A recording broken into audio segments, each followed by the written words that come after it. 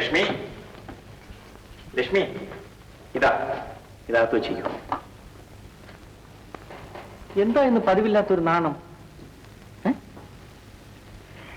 ഞാൻ പറയില്ല.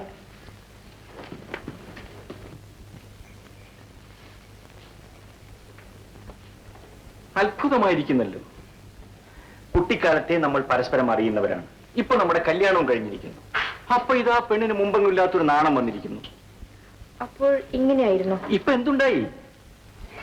എന്നെ എന്തിനാ കല്യാണം കഴിച്ചത്? കല്യാണം കഴിച്ചത് അതൊരു കുഴപ്പം പിടിപ്പിക്കുന്ന ചോദ്യമാണല്ലോ ഈ പെണ്ണെ. ഓ, ഒന്നും അറിയാത്തതുപോലെ. ഇനി എനിക്ക് പറയാൻ വയ്യ. നീ മനുഷ്യനെ കളിപ്പിക്കാതെ കാര്യം പറയടി പെണ്ണെ. ഓ, ഇപ്പോഴല്ലേ പിടികിട്ടിയത്.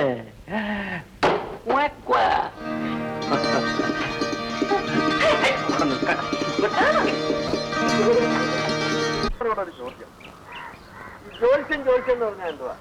അതിപ്പോ ജോത്സ്യം ജോത്സ്യം എന്ന് പറഞ്ഞാൽ ഡബിൾ ജോത്സ്യല്ല. അതല്ല, ഈ ജോത്സ്യത്തിൽ നിനക്ക് വിശ്വാസം ഉണ്ടോ എന്നാ ചോദിച്ചു. ഉണ്ടോന്നോ? ഭയങ്കര വിശ്വാസം. വിശ്വസിക്കണം, വിശ്വസിച്ചേ പറ്റൂ. എന്റെ മകൾ രാധിക ദേവദാസിനുള്ളതാണെന്ന് കവടി പറയുന്നു. കാര്യങ്ങൾ കറങ്ങിത്തിരിഞ്ഞ് അവിടെ തന്നെ എത്തിയത് കണ്ടോ? കണ്ടേ കണ്ടു. ആ, അതാ അമ്മാവും കണ്ടോ? ഞാനിത് എന്നേ കണ്ടതാ.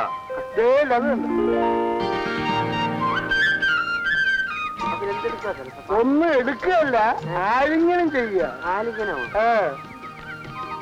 ആരാ അത്? നമുക്ക് വേണ്ടപ്പെട്ടവരാ. എന്ന് വെച്ചാൽ ഒന്ന് അമ്മാവൻ പറഞ്ഞു നമ്മളെ കബഡിയിലെ പാർട്ടി. അതെ, അമ്മാവിന്റെ മോള്. കണ്ണാടി വെച്ചോ?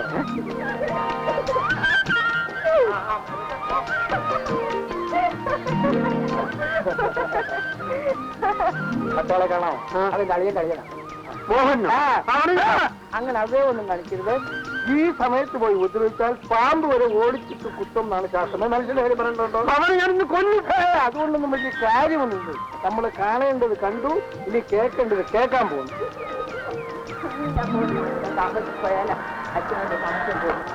ഇങ്ങനെ ഉള്ളൊരു അച്ഛൻ ആ കിളവിനെ വല്ല വിഷം കൊടുത്ത് കൊല്ലേണ്ടി വരുമെന്ന് എനിക്ക് തോന്നുന്നു. ഇല്ലെങ്കിൽ നിന്നെ പിടിച്ച് എന്റെ അളിയനെ കൊണ്ട് കല്യാണം കഴിപ്പിച്ചോ. പിന്നെ അത് പറഞ്ഞോണ്ട് ഇങ്ങോട്ട് വന്നാൽ നീ എന്ത് ചെയ്യും? എന്റെ സമ്മതമില്ലാതെ എന്റെ വിവാഹം നടക്കുമോ? നിന്റെ അച്ഛൻ തീരുമാനിച്ചാലോ? അച്ഛൻ തീരുമാനിച്ച അച്ഛന്റെ വിവാഹം നടക്കും, എന്റെ വിവാഹം നടക്കും. ആരും അറിയാതെ ഇങ്ങനെ ചില പണികൾ നടക്കണ്ടായിരുന്നു അല്ലേ? കൊന്നുകളയാൻ വേണ്ടിയില്ലേ ഞാൻ? അതല്ല, അവരെ കൊല്ലുന്ന കാര്യം പോട്ടെ, അമ്മാവനൊന്ന് മരിച്ചു കിട്ടിയാൽ മതിയായിരുന്നു അവരുടെ പ്രാർത്ഥന. അമ്മാവാ, ഇതുപോലെ സ്നേഹമുള്ള രണ്ടുപേരെ ഇതുവരെ നമ്മളുടെ ജീവിതത്തിൽ ഞങ്ങൾ പിന്നെ സ്നേഹമുള്ളതുകൊണ്ടല്ലേ ചത്തു കിട്ടാൻ വേണ്ടി പ്രാർത്ഥിക്കുന്നത്. അമ്മാവനോടുള്ള സ്നേഹമല്ല, അവർ തമ്മിലുള്ള സ്നേഹം. അയ്യോ, എന്തൊരു സ്നേഹം, എന്തൊരു പ്രേമം, എന്തൊരു തീരാത്ത.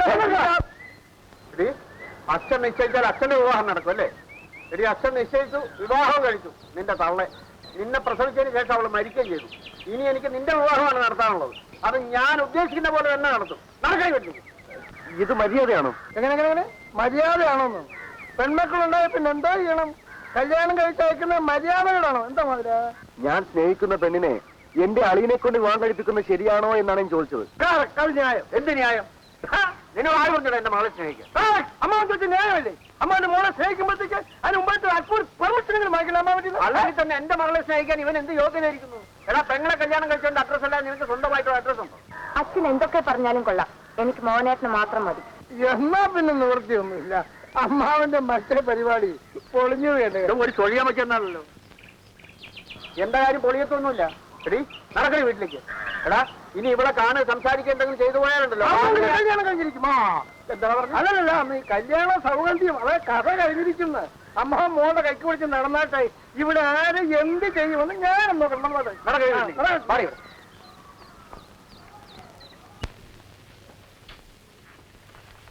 ലക്ഷ്മി, ലക്ഷ്മി,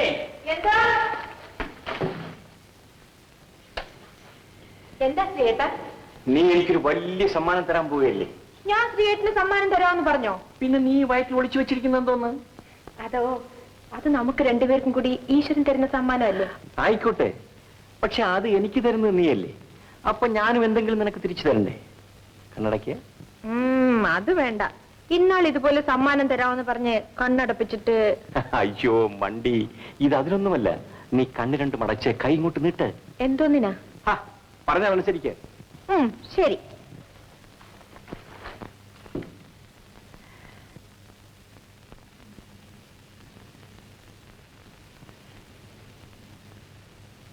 ഇനി കണ്ണു തുറക്ക്.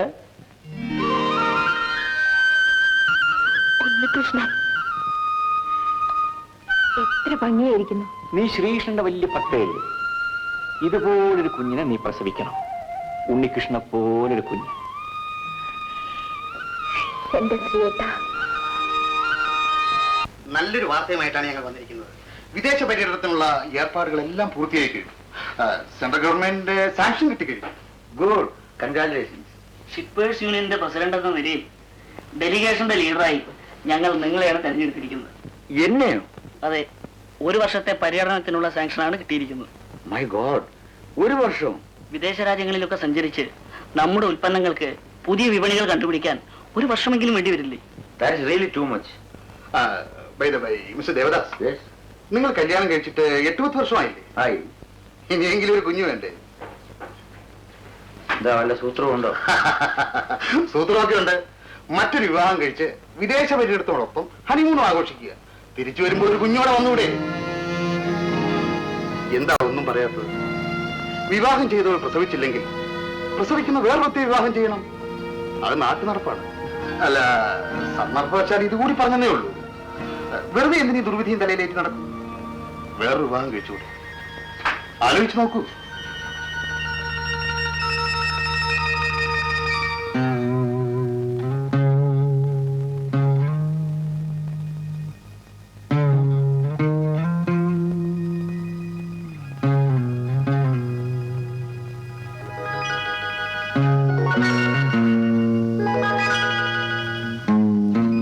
ഒരു വിശേഷം പറഞ്ഞോ? നമ്മുടെ ലക്ഷ്മിക്ക് ഗർഭമാണത്രേ. ഞാൻ പറഞ്ഞു കേട്ടില്ലായിരുന്നോ? കേട്ടല്ലോ. പിന്നെന്താ ഒന്നും പറയാത്തത്? എന്ത് പറയാൻ? ഇതെന്താ ഇങ്ങനെ? ശ്രീധരൻ നമ്മുടെ സഹോദരനാണെന്നല്ലേ പറയാറുള്ളത്. നമ്മുടെ സഹോദരൻ ആദ്യമായി ഒരു കുഞ്ഞ് ജനിക്കാൻ പോകുന്നെന്നറിയുമ്പോൾ സന്തോഷിക്കാണ് വേണ്ടത്. പക്ഷേ നമ്മുടെ കാര്യം ഓർക്കുമ്പോൾ സന്തോഷിക്കാൻ കഴിയുന്നില്ല സാവിത്രി.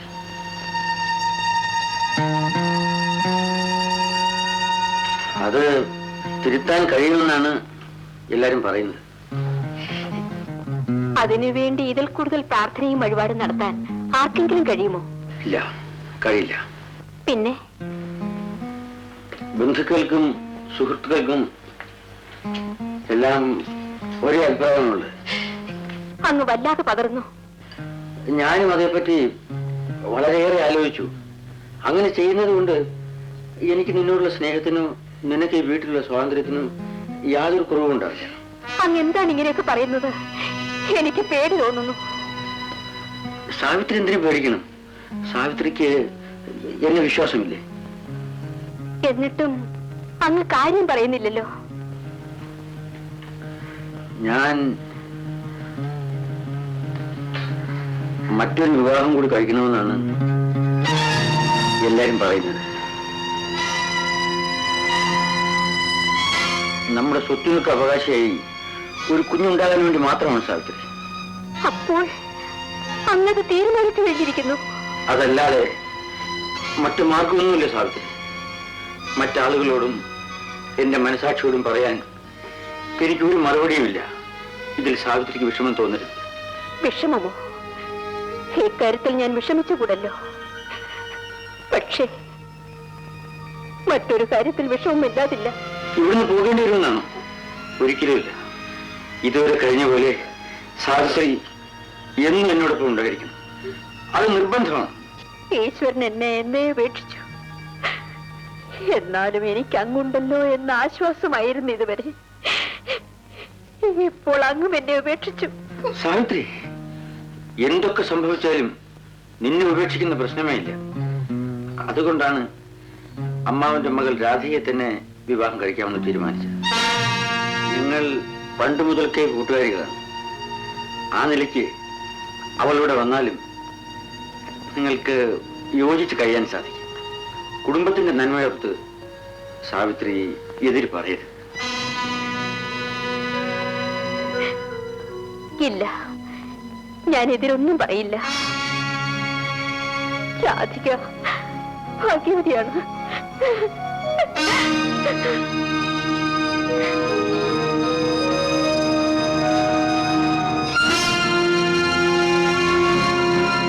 വിശ്വസിക്കാൻ കഴിയുന്നില്ല. സത്യമാണോ ഈ പറയുന്നത്? അതെ, അളിയൻ ചേച്ചിയോട് സംസാരിക്കുന്നത് ഞാൻ കേട്ടതാണ്. ഉടനെ ഇതിനൊരു പരിഹാരം കണ്ടെത്തിയില്ലെങ്കിൽ ഞങ്ങളുടെയും ചേച്ചിയുടെയും ജീവിതം നശിക്കും സ്ഥിരേട്ട. മോഹൻ ചേട്ടനല്ലാതെ മറ്റാർക്കെങ്കിലുമാണ് എന്നെ വിവാഹം കഴിച്ചു കൊടുക്കാൻ തീരുമാനിച്ചിരിക്കുന്നതെങ്കിൽ ഞാൻ പിന്നെ ജീവിച്ചിരിക്കില്ല. കൊച്ചമ്മ എന്തു പറയുന്നു? ചേച്ചി എന്തു പറയാൻ? അളിയന്റെ തീരുമാനമല്ലേ ഒരു കുഞ്ഞിനു വേണ്ടി. ചേച്ചിയും അത് സമ്മതിച്ചു. നിങ്ങൾ വിഷമിക്കാതിരിക്കൂ.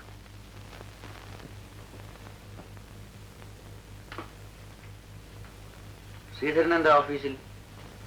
മുതലാളി വേറെ വിവാഹം ചെയ്യാൻ പോകുന്നു. ശ്രീധരൻ ഇക്കാര്യം എങ്ങനെ അറിഞ്ഞു? ഞാൻ അറിഞ്ഞത് എങ്ങനെയും ആകട്ടെ, നേരാണ്. ഇക്കാര്യത്തിൽ ശ്രീധരന്റെ അഭിപ്രായം എന്താണ്?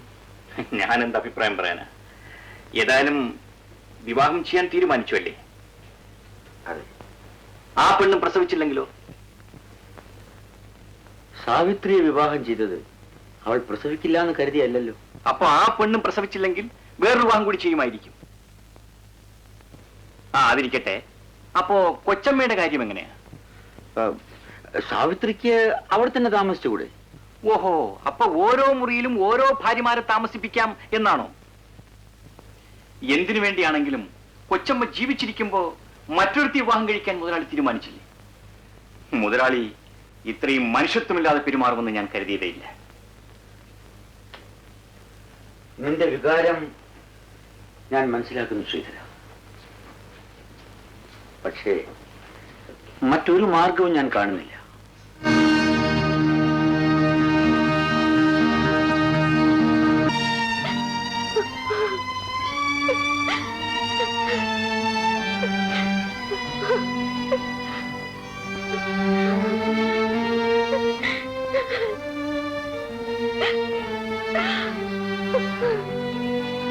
എന്താ ഞാൻ അറിഞ്ഞു കൊച്ചമ്മ? ഞാൻ ശാപം കെട്ടിയവളാണ് ശ്രീധര, ഞാൻ ശാപം കെട്ടിയവളാണ്. മുതലാളി വരെ വിവാഹം ചെയ്യാൻ കൊച്ചമ്മയും സമ്മതിച്ചോ?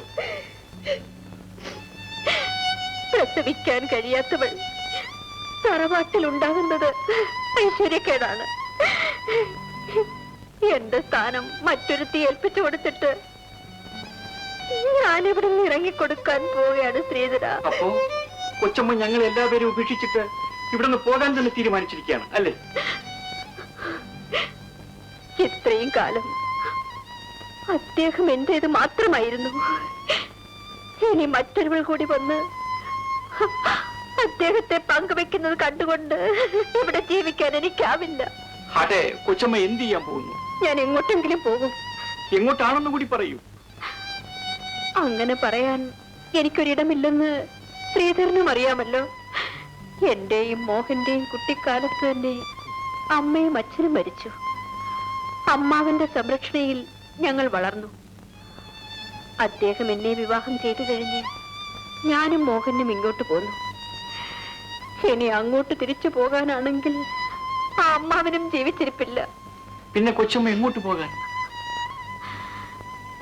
എങ്ങും പോകാൻ വഴിയില്ലാത്തവർക്ക് അവസാനം ഒരിടമില്ലേ ശ്രീധര?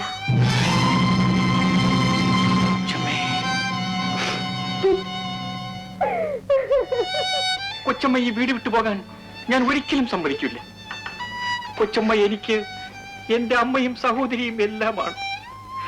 കൊച്ചമ്മ ഈ തറവാട് വിട്ടു പോകുന്നത് എന്നെ കൊണ്ട് സഹിക്കാനാവില്ല. കൊച്ചമ്മയെ സഹിക്കാനാവില്ല. എല്ലാം എന്റെ വിധിയാണ്. എനിക്കൊരമ്മയാകാൻ കഴിയാത്തത്തോളം കാലം ഈ വീട്ടിൽ എനിക്കിനി സ്ഥാനമില്ല. ഞാൻ പോയേ തീരൂ.